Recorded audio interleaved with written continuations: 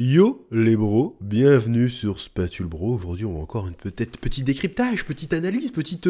bon, analyse c'est peut-être un mot fort, petit commérage on va dire, autour d'une news tout à fait rigolote, tout à fait intéressante. De notre point de vue de français, j'ai envie de te dire, la news concerne... Il y a un énorme drama en ce moment sur internet autour du public anglo-saxon et des traducteurs anglo-saxons, des mangas, des animés, mais aussi des jeux vidéo, de tout ce qui est traduction, de tout ce qui vient du Japon, hein, c'est-à-dire animé, manga et jeux vidéo, bien évidemment. Et c'est très drôle, hein, j'imagine que, bon, tu vois très bien quel genre de problème les traducteurs, enfin les fans de manga font face aux traductions, enfin quel genre de problème ils rencontrent par rapport aux traductions officielles américaines, hein, on va y revenir, mais avant je rappelle que la campagne d'Isekaira, mon light novel, est toujours en cours de réalisation. Hein? Je vous rappelle que c'est toujours en cours pour précommander le tome 1 d'Isekaira, le light novel du futur, la parodie d'Isekai ultime, j'ai même envie de te dire l'isekai ultime premier degré, ça va être une masterclass. Les japonais vont voir ça, ils vont halluciner. Ils vont faire oh, ok on achète, on va faire un animé qui sera sur Crunchyroll, on va appeler Mappa, ça va être incroyable. Voilà, là, au moment où je vous parle, on a 2280 contributions, il reste 2 jours, 98 117 € déjà récoltés, déjà de précommandés, c'est incroyable, on est à ça des 100 000 pour le symbole, ce serait beau, donc allez-y, hein, la page est très jolie, très belle, différents packs, une soumet à gagner, je vous le rappelle, quand même, voilà, régalez-vous, allez-y, je vous rappelle aussi également que Isekaira a un partenariat officiel avec i5 CBD, ils ont même sorti une génétique de CBD inspiré de l'univers d'Isekaira avec l'herbe flamme, et en plus de ça, nous avons moins 20% sur tout le site avec le code Isekaira20.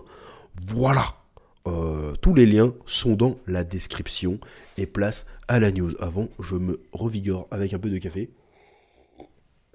dans ma tâche Jujutsu Kaisen de bonne aloi. Bon, alors, qu'est-ce qui s'est passé avec les traducteurs américain et la fanbase anglo-saxonne.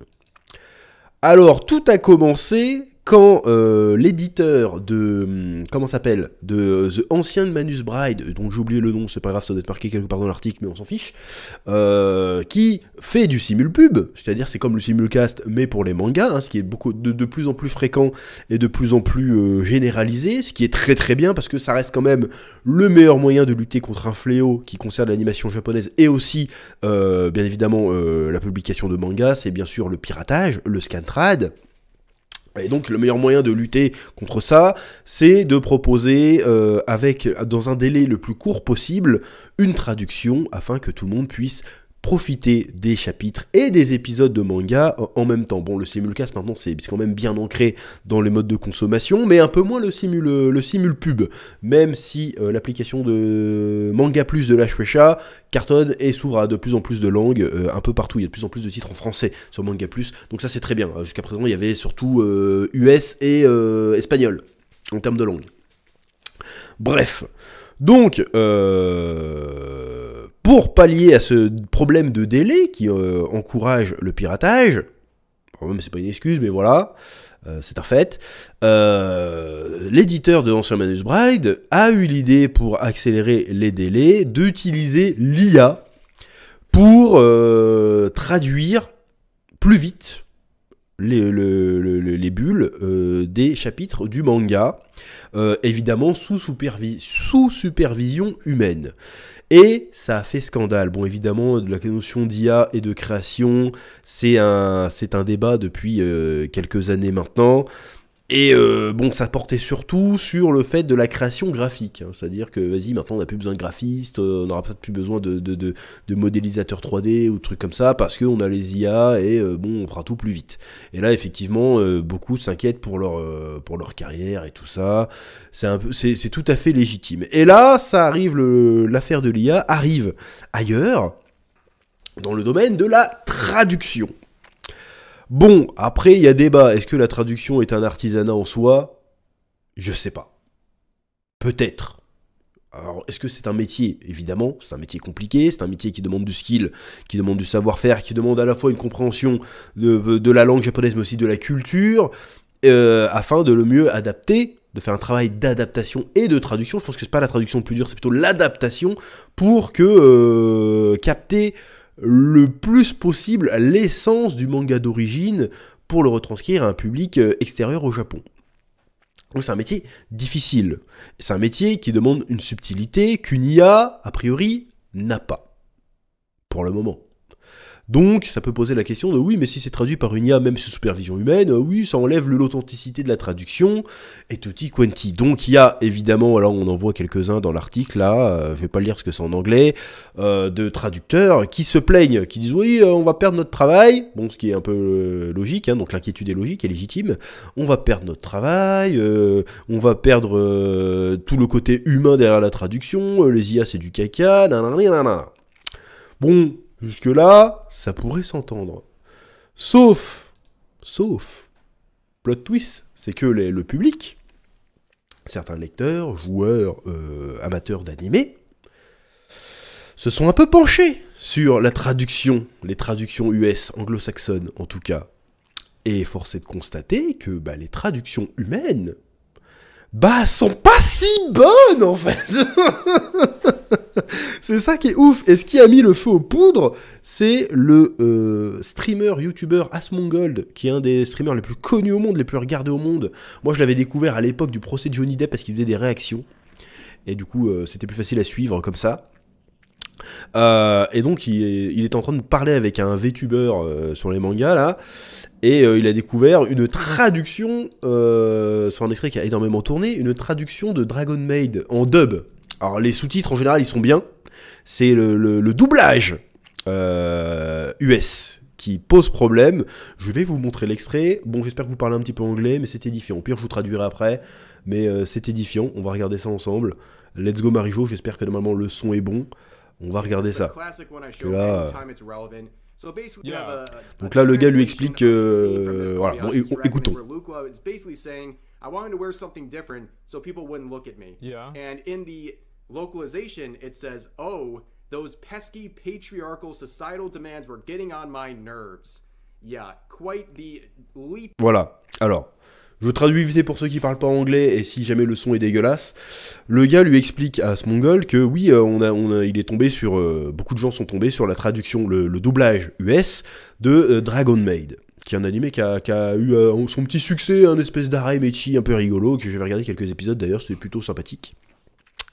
Et il y a le personnage de Lucoa, je crois qu'elle s'appelle, c'est plus ou moins un dragon vénéré par les Aztèques ou je sais pas quoi, qui a d'énormes boobs et qui est très souvent, qui est un peu bête et qui est un peu, comment dirais-je, un peu à moitié à poil les 3/4 du temps. Donc le personnage fanservice par excellence, et ce personnage dans cet épisode arrive plutôt couverte. Et dans la version japonaise, l'héroïne, je sais plus comment elle s'appelle, Toru du coup, elle lui dit « Ouais, pourquoi t'es habillée comme ça ?» Elle fait « Ouais, je voulais... tout le monde me regarde tout le temps, je voulais être un peu plus discrète. » Voilà, bon, c'est à peu près ça, je résume.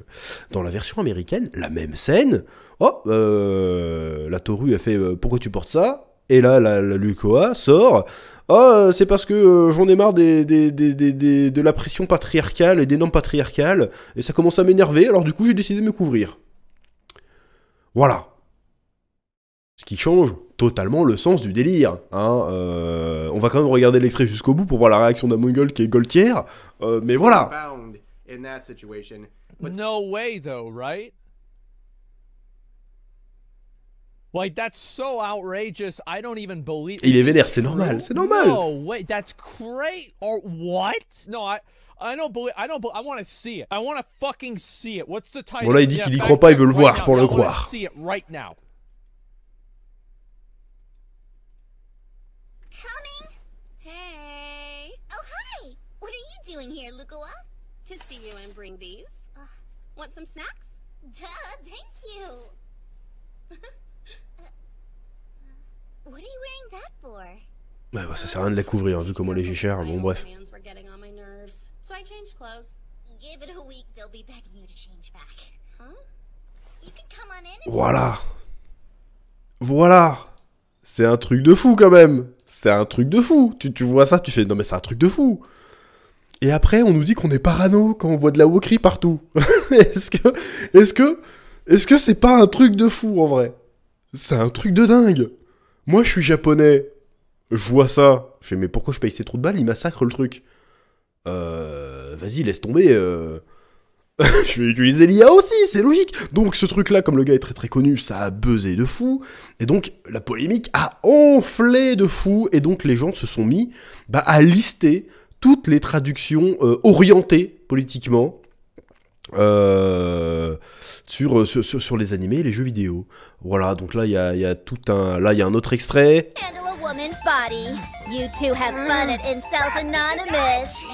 Voilà. Là, dans l'animé, ils font une référence aux incels et aux Anonymous. C'est quoi ce délire? Alors que dans l'animé de base, ça n'existe pas. Jamais j'ai entendu parler d'Anonymous ou d'incel dans un animé japonais. Ça n'existe pas. Ils emploient pas ce terme, tu vois. Donc c'est un terme de Twitter. Donc l'adaptation est très très bizarre. C'est fait exprès. Clairement. Évidemment, ça a été vu aussi, ça arrivait aux oreilles des Japonais. Des fans japonais, et les Japonais sont évidemment choqués, sont outrés par cette vandalisation de la culture japonaise, parce que c'est de ça qu'on parle, hein. C'est de ça qu'on parle. Donc c'est assez croustillant de lire tout ça. Hier j'ai passé 2 heures à tout lire. Je vous mets tous les liens dans la description, comme ça vous pouvez aller vous faire une idée vous-même, parce que moi je résume de manière un peu grossière. Il y a plein de petites subtilités qui sont très intéressantes. Je vous conseille d'ailleurs la vidéo de Andy Mion, qui a fait une très très bonne vidéo de 20 minutes pour résumer toute cette affaire, qui est très très intéressante, donc je vous invite à aller la voir, le lien sera en description aussi. Voilà, il y a des traducteurs évidemment qui ont essayé de justifier un peu tout ça de manière plus ou moins maladroite. Alors il y en a un qui a été dire, lui notamment, que il y a certains changements dans le travail d'adaptation qui sont faits pour que le public ait la ref, si tu veux. Ça, d'accord, on peut comprendre, sauf que c'est pas de ça qu'il s'agit. Là, le premier extrait qu'on a vu, il n'y avait pas de ref, c'était une phrase innocente, c'était un dialogue qui passe comme ça, donc on fait pas attention, qui a été changé pour ajouter un délire féministe dans la phrase, alors que ça n'avait rien à voir à la base. Et ça, en fait, il y en a plein. Je vous mettrai les liens en description, vous irez voir par vous-même, il y en a plein tout le temps. Il y a un manga qui a été fait, parce que là c'est pour l'animé et pour le doublage US, mais ça a aussi été fait dans les mangas. Faudrait que je retrouve le thread. J'avais trouvé un thread qui répertorie tout ça. On va retrouver ça ensemble. J'ai retrouvé le thread. Alors le thread, ils t'ont ciblé tous les changements qui ont été faits avec ce délire un peu woke, on va dire, derrière. Et il y en a un qui j'ai trouvé choquant de fou, c'est les changements de I think I turned my child unfriend into a girl. Bon, alors l'histoire c'est si j'ai bien compris, parce que je connais pas ce manga, hein, c'est pas mes lectures, hein. L'histoire de base c'est comment dirais-je, c'est un ladyboy en fait. Ça c'est le délire dans la culture japonaise et dans les animés et les mangas. Il y a très souvent un personnage qui est un garçon, mais qui décide de vivre comme une fille, si tu veux.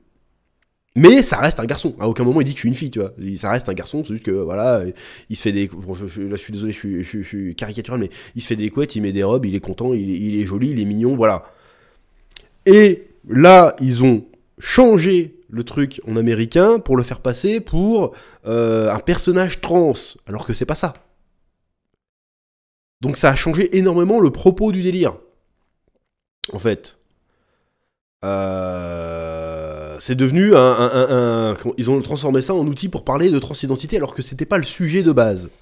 Donc je trouve ça, ça craint, tu vois. C'est pas le problème de parler de transidentité, hein. Si le manga de base parlait de ça, y a pas de souci. Mais là, c'est pas le cas. C'est pas de ça que parle le manga, apparemment. Donc je trouve c'est ouf quand même de faire des changements comme ça, aussi comment dire, aussi drastique, aussi orienté à ce point-là. Alors, il y a eu énormément de réponses de la part de doubleurs, de traducteurs autour de ça.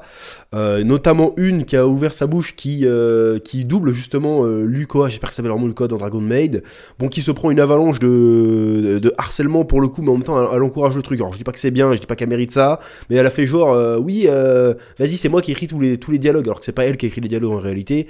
Et elle dit non, mais je fais que lire les trucs qu'on me donne finalement, donc pourquoi ça me tombe dessus?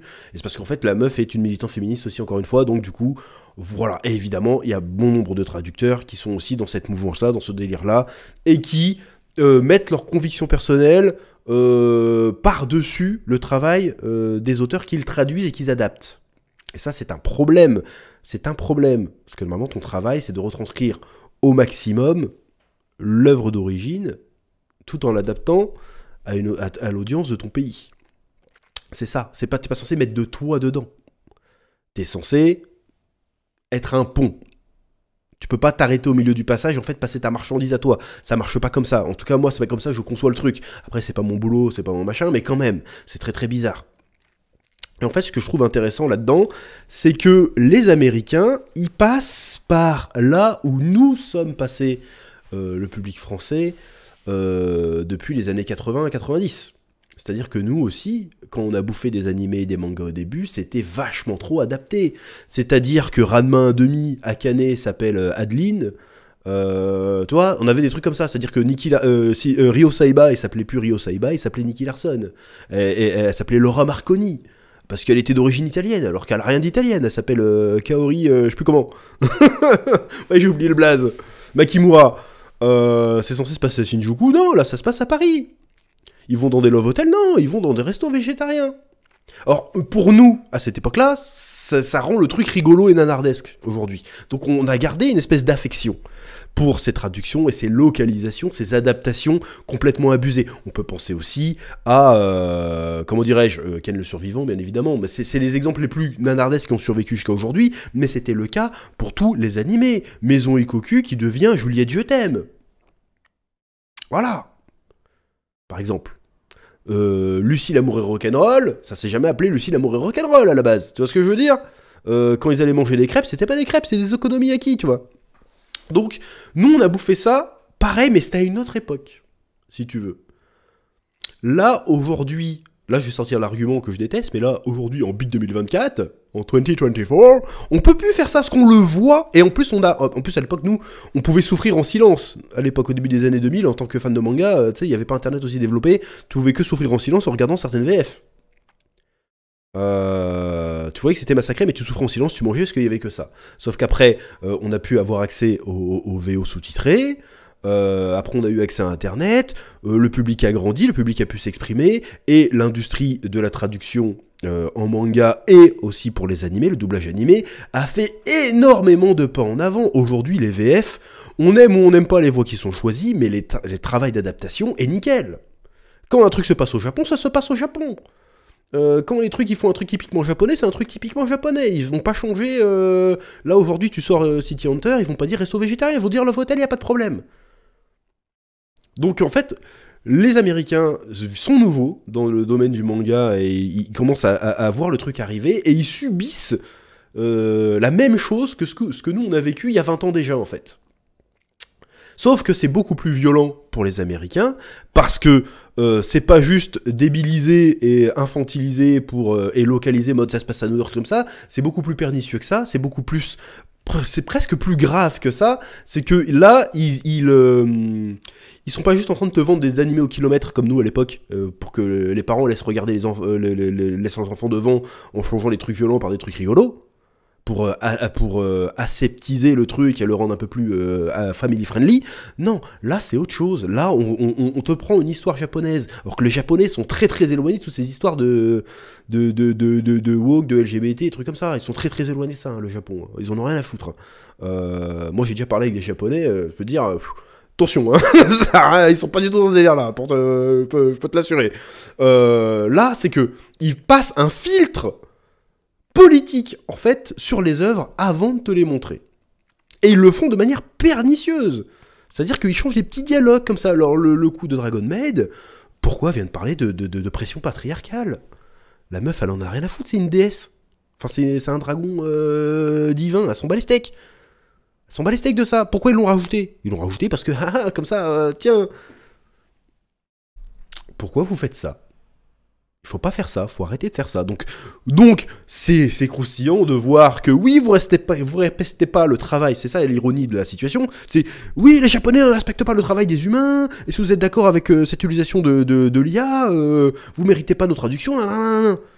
Oui, mais vous faites ça quand on vous donne des traductions. Donc on peut pas vous faire confiance en fait. Ça a été prouvé, c'est documenté, vous laissez aller voir le truc. On peut pas vous faire confiance. Enfin, le public ricain peut pas vous faire confiance. Moi, j'en ai rien à foutre. Je parle français et je lis les trucs en VO, de toute façon. On peut pas vous faire confiance. Et les Japonais commencent à voir qu'on peut pas vous faire confiance. Pourquoi ils iraient se priver d'utiliser un outil où ils ont la main mise dessus et qu'ils sont sûrs, a priori, parce que les Japonais, ils sont quand même pas débiles.